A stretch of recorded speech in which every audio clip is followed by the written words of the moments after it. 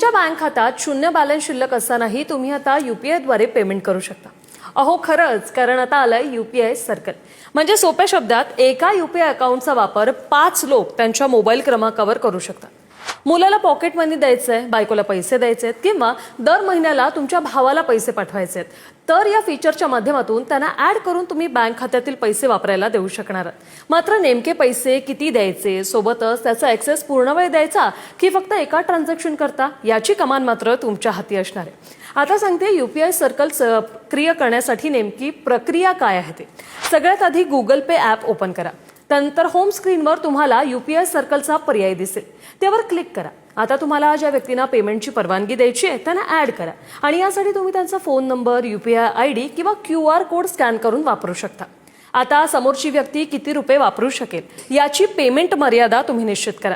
प्रत्येक व्यवहाराला तुमच्या मंजुरीची आवश्यकता आहे की नाही हाही पर्याय तुम्हाला निवडता येणार आहे। आणि आता तुमचा UPI पिन टाकून सबमिट बटनावर क्लिक करा।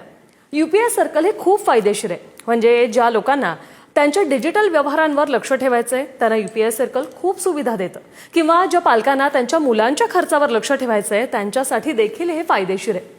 यामध्ये 5 लोक एकाच खात्यातून बिल भरू शकतात।